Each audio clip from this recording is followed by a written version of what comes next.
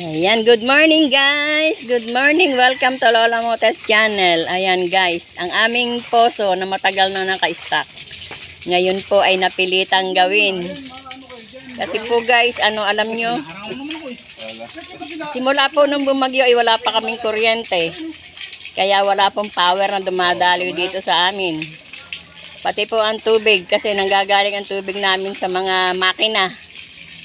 Ayan, ay di wala din. Kaya ang mga poso ngayon, puro buhay na buhay. Ginawa ng paraan para magkatubig. Kasi kung hindi gagawa ng paraan, pare-pareho kaming mamamaho. Ayan guys, oh. Sa tulong ng aming konsihal, ayan guys, nagkatubig na uli kami. Nagawa na uli ng paraan ng aming mga posong sira. Ayan po guys. Sira, tawag lang kayo. Ayan, tawag lang po kayo pag may mga posong sira. Ayan, nagawan po ng paraan, pinalta ng bago. Ayan, kaya ngayon guys, may mga tubig na uli kami.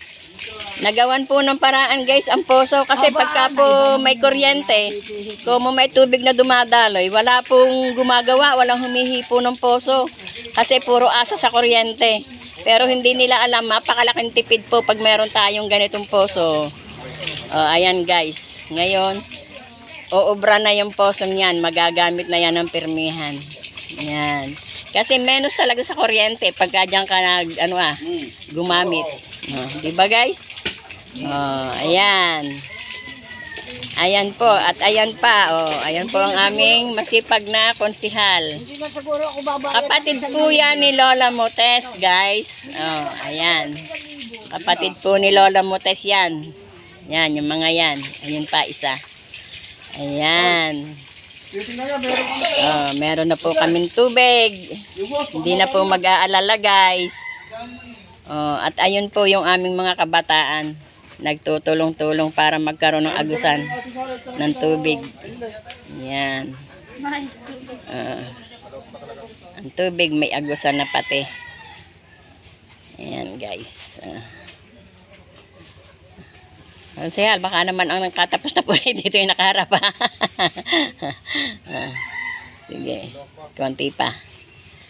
Konti pa. Malaki-takit pa. Hindi mabuti, dahan-dahan lang.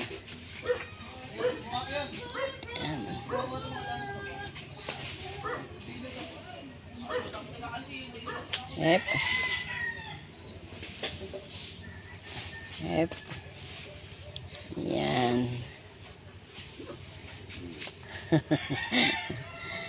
Ayan, hanggang dito na lang guys ang vlog ng lola nyo. Bye-bye. Okay.